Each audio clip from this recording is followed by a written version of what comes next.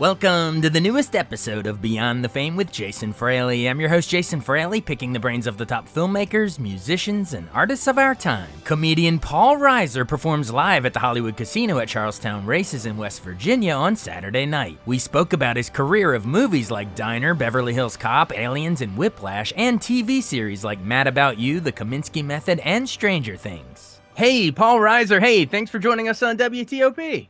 My pleasure. Nice to be here. Yes, you're joining us all the way. It looks like you're in a nice forest, nice natural landscape behind you. I live in a tree. People don't know this. They think I'm a big fancy Hollywood guy. I live on top of a tree in the wilderness, as you can see. That's the living room to the left and the den to the right. If you zoom in a forest and nobody hears it, there's some joke in there. I don't know. Yeah, we'll figure it out later. Yeah, I've only recently realized, why don't I put up something nice behind me so people don't, on Zoom, don't go, what's that in your closet there? What is that stupid book you read? Why is your dog eating the lamp? You know what I mean? This way, it's just a little bit more pastoral. Awesome. Well, we appreciate you joining us. We got to tell everybody the reason we're talking is that this Saturday, you're coming to the Hollywood Casino at Charlestown Races in West Virginia. It's just over, just over the border from the DMV. It all counts here in DC. Yeah. What can we expect? Is it like, are you like riffing on pandemic, or is that like old material now? Where are we at in the comedy world? I've begun to have like a bit of a disclaimer when I come out. One time I just jokingly said, by the way, we're not going to be talking about politics or anything important at all. Right. And people applaud. They're like, oh, that really matters to them. So right. I mean, I've never been a guy that talked politics, and right. We're there to have a fun time. So the last thing you want to do is bring up stuff that's going to make everybody cringe. Sure, we get enough of that on a daily basis. Yeah, certainly in DC. So no, I tell people I'm not smart enough to make anything up. So I just end up telling people what's happening to me in my house with my family and what I'm struggling with. And people laugh because they're going, oh, that sounds like me. So it's comforting for them, but it's also comforting for me because I leave going, okay, so it's not just me. Good to know. But I tell people, here's the deal. I have a guarantee. If you come to the show Saturday at the Hollywood Casino and you don't have a great time, I will come back next year and take you to see somebody funnier. So I don't see how you can lose. You know what I'm saying? Yes, but they gotta wait. They gotta wait a year to pay off that coupon. Well, we're flexible. We're flexible, but that's how confident I am. No, I've been having a great time. This last year has been kind of busy, and I got to do all these great shows: The Stranger Things and The Boys, and Reboot, which is now on Hulu. And it was all great, and I'm really proud of them and proud to be on them. But the fun part for me is this: is not you, but is getting to go out and do stand-up. Yeah, because people, a lot of people know me from TV, and they didn't know that that's what I do. That stand-up. Right. I started. That's all I wanted to do. I wanted to be a stand-up, and I kind of got distracted. So now I'm finally, whenever I can, I have a weekend like this weekend where I get to go out and perform, and it's just, especially after a pandemic, it's so nice to see faces, live human beings sitting in a theater laughing. It's there's nothing like it. Oh yeah, well, and like you said, it's always good that people know you from your movies and your TV shows. But we got to remind you, Comedy Central voted you one of the 100 greatest stand-ups ever a couple years back. So I mean, that is your bread and butter. Well, that was very nice. Yes, what I liked about that, they actually called it 100 greatest comics of all time. So that's going back to the 1200s. So that's quite a swath of. They weren't really recording albums back then or doing. No, they'd have to do it live in an amphitheater. But even in Egypt, there was a couple of funny guys in Egypt, and I beat them out. So I'm very proud of it. That Egyptian Netflix special was incredible. I don't know how they beat HBO out to get the rights to that. Live from the Nile.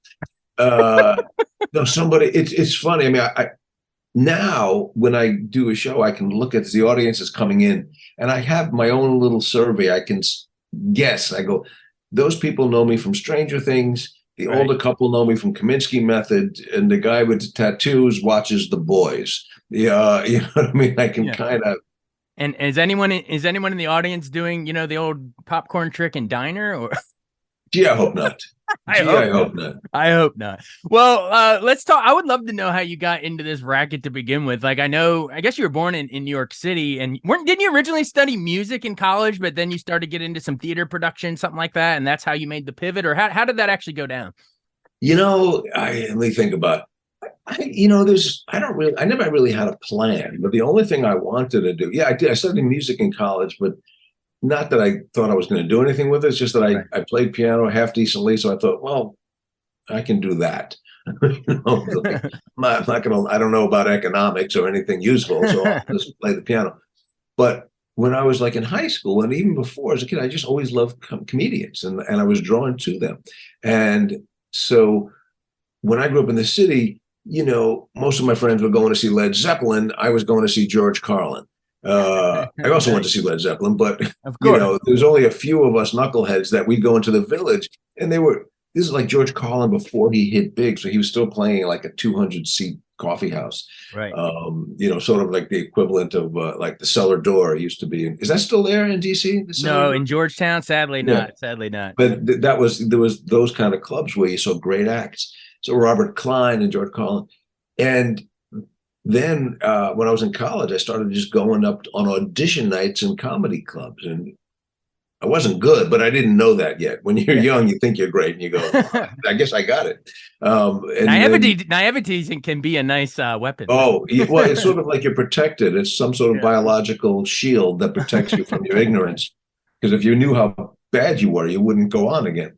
And then literally while I was just doing comedy, I literally stumbled into the casting office by accident where they were casting Diner, Yeah. which was filmed in Baltimore. And that was my very first job. And it was only literally by accident. I was going with a friend. I was hanging out. He was auditioning and I was waiting for him to come out. And the casting director told me to come in after him. So that began this whole thing, really, Yeah. which only goes to show you that ain't no plan. You just life is sort of happens in its unexpected way, and you hopefully make the right choices as these opportunities come up. Totally. I wanted to ask you a little more about Diner because, being in DC, Baltimore area here, I mean, Yeah, that was Barry Levinson, I think, went to AU in DC. And then, of course, correct. you filmed all those movies up in Baltimore. Yeah, Of course, everybody knows launches the careers of you, Mickey Rourke, Daniel Stern, Kevin Bacon, Steve Guttenberg, Timothy Daley, Ellen Barkin. Like, it's amazing. You'd almost have to go back to like Last Picture Show for a coming of age movie that launched that many careers. But just memories of your character, and weren't you the one that hated the word nuance, and then you named your production company after it? yeah. My production company is Nuance Production, which I realized, well, that was the word I hated. I should have gone with the word I liked, but it always makes me laugh. It's Yeah, that was I was sort of surprised to have landed that role, and I knew nothing about it. So I got to Baltimore, and the other guys had all done something. They had done one or two things. I had done nothing, so I didn't even know how to walk in front of a camera and not look into the camera. I mean, I Right. just was as dumb could be, and it was sort of like a road trip. I mean, we were all in Baltimore. We were all away from our homes, whatever they were, and we were just 23, and idiots in a hotel having fun. And we recently, just a few months ago, there was an event commemorating the 40th anniversary, and we all went out to dinner, and we were just sort of shaking our heads. It's like we remembered all the silly stuff and the just odd characters that we'd met, but realized it's 40 years, and now we all realize when we go on a set now, we're the oldest people there. Like we're older than the crew and the drivers. It's like I don't know when this happened. Yeah, how did that work? Yeah, but I mean, the Baltimore Colts, around this, and the fantasy, Yeah, the football quizzing the fiance on the football. Like, I even had, yeah, yeah. I had my wife memorize the NFL dynasties, and she's not into football at all, but she can tell you. Oh, glad it worked out. That's great. And then of course, memories of Eddie Murphy on Beverly Hills Cop, really quick, because you were the detective Friedman. That must have been Well, crazy to watch Eddie blowing up too around the same time. well, yeah. Well, it's funny when a little known fact. I was actually cast in Beverly Hills Cop before he was. There was Really? somebody. It was originally, believe it or not, it was originally developed for Sylvester Stallone. Oh, wow. And I had this little part, and I went, "Oh wow, I get to work with Stallone. That'll be fun." And then I don't know, whatever happened, he decided not to do it. And it went to Eddie, who was on his trajectory. But I knew Eddie from the comedy clubs. Sure. So it was really, yeah. So it was already, very easy. So it was very easy to play. And, I had, I don't know, one scene, two scenes in that first one. And there was that scene in the locker room where I have to get out, but they didn't have any line written. I went, well, how do I get out of here? And I just made up that joke. This is not my locker. And I kind of walked off. It was literally on the cut is like, this is not my locker. And then I'm gone. Yeah. More than any line in my career, people come over to me all the time and go, hey, this is not my locker. And wow. For years, it took me a while to realize what they were saying, why they would. I'd be at an airport and someone would go, hey, that's not my suitcase. I went, I don't know why you're talking. But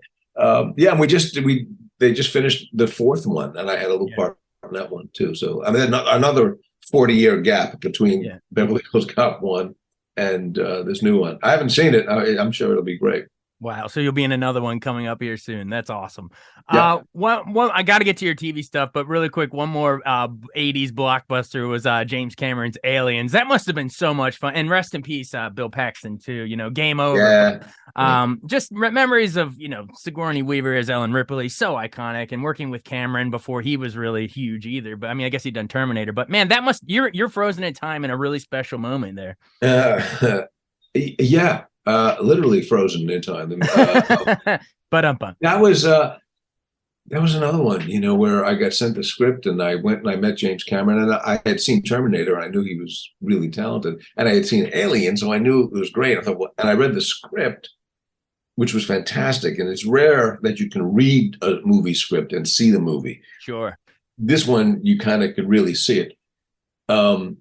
So I was, thrilled to get to do that, because it's not the kind of thing that would be my natural sweet spot. I would not, and I'm not usually or by nature drawn to those kind of movies. So I remember getting there and thinking, I just have this little part. As long as I don't tank the whole movie, that'll be a victory. If every time I show up on, you don't want to be the guy that goes, why is he in this? Right. But, it was great. And that's another one that's had such a long life. People, they still have conventions, and people go and have merchandise and props and memorabilia from the movie. I don't know where this whole subculture lives, but they're pretty passionate about it. Absolutely. Well, of course, after that, the one that everyone will know you. Well, actually, first, I guess it was My Two Dads, raising the orphan daughter, kind of a preview of Full House, if you ask me. And they actually might have been starting around the same time. But the big one, of course, was Mad About You, playing Paul across Helen Hunt. I think it won like 12 Emmys or something crazy like that. Did you guys, you and Helen, have like a comedic chemistry right from the start? Did it grow even more over time? Like both. Yeah. We met as I was writing the pilot for Mad About You, and I didn't have any particular actress in mind. And my wife is friends with a woman who was friends with Helen, and they had a dinner party together. And I met Helen, and as we're leaving, and I just thought Helen was funny and charming and just really great. And as we're leaving, I said to my wife, I said, "What do you think about her as you?" And she said, "She'd be great." And so we did have that from the beginning. And then it got, of course, over 7 years. And then, we did the little revisit a few years ago. Yeah. There's such a shorthand that you don't get often in life, that you have a dance partner that you just know each other's moves. And the only reason we did the revisit 3 years ago was we kind of missed playing together. It was really, we thought, well, that's just going to be fun. But the thing that I get to do when I'm not doing all this stuff is I get to go out and do stand-up. And as I was saying before, people who don't know that, somebody told me that their kid, who's a big Stranger Things fan, said, wait a minute, Dr. Owens, the guy with the white lab coat, is going to try to be funny. And I had to, would you please tell him he missed a memo? That I actually know what I'm doing. And, that, and it's funny, as great as all these shows are, to me, the most fun thing is the stand-up, because it's just, it's live and it's immediate. So you say something, people laugh right there. You don't have to wait 6 months. You don't have to pitch it to a network. You entertain these people, they laugh, and then we all go home. It couldn't be simpler. Well, thanks for you're a pro because you expertly brought it back to the stand up, which is while we were here.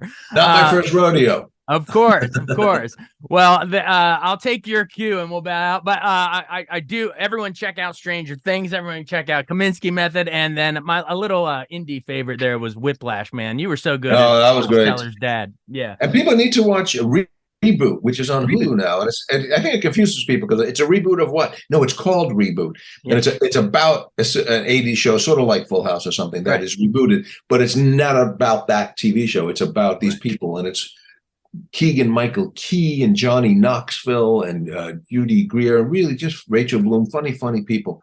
So check it out on Hulu. And I look forward to seeing everybody on Saturday. And it's your job to make sure that that theater is filled.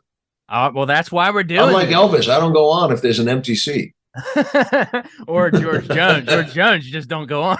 Yeah, exactly. Awesome. Well, thank you so much for joining us again, everyone. Paul Reiser this Saturday, only a couple days to get your tickets now at Hollywood Casino, Charlestown Races, West Virginia. Hey, thank you, sir. We really, really appreciate it. All right. Tell them where they can get the tickets. Do they know? Just go to paulreiser.com. There you go. paulreiser.com. I'm sure you can find it. Again, it's Hollywood Casino, Charlestown.com. You can go to either of those and get your tickets. We'll link to it on our website, too. Lovely. All right, man. Thanks so much for your time. Nice talking to you. Absolutely. We'll let you get back to the nature there. Yeah, I got to get back to my tree. See ya. Thanks so much for listening to Beyond the Fame with Jason Fraley. Our theme music is Scott Buckley's Clarion. Remember to give us a 5-star rating if you like what you hear. We'll see you next time.